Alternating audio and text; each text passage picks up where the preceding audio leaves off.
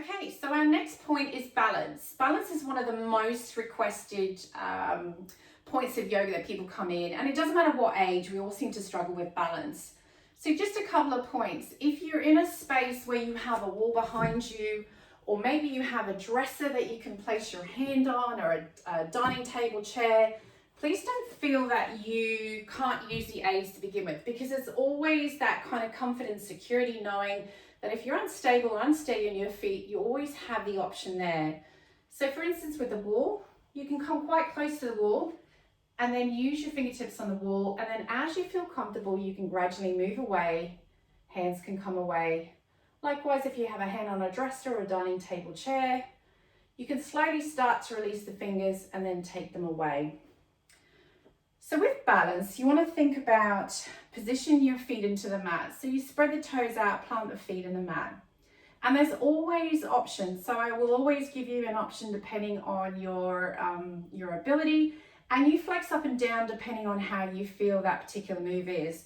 So for instance, a very basic balance position, you may be working toes on the mat. So you're just transferring weight to one leg, and this is where you're just learning to slowly lift that toe up. If you find it a little bit easier, you may be knee high.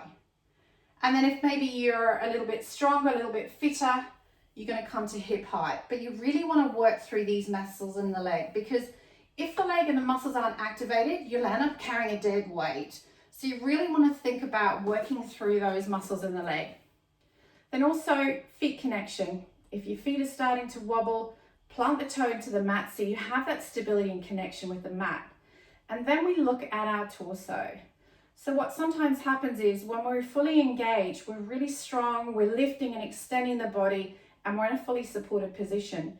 The minute we release all this here, it then becomes quite hard to keep your balance and keep your stability. So really think from the ground up. So you're going to work from the toes, through the muscles in the leg, into your pelvic floor area, into your core, through your torso, and then again shoulders.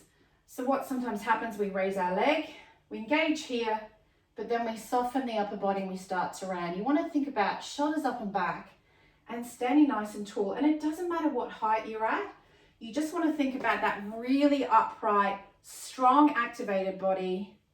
And then your gaze and your focus is forward. And in the more advanced options, I will give you options about how to challenge the balance a little bit more. But that's a great basic just to work on, is thinking about starting at a stage that you're comfortable with, and over time you go a little bit deeper. Love to know your feedback and how you thought this went.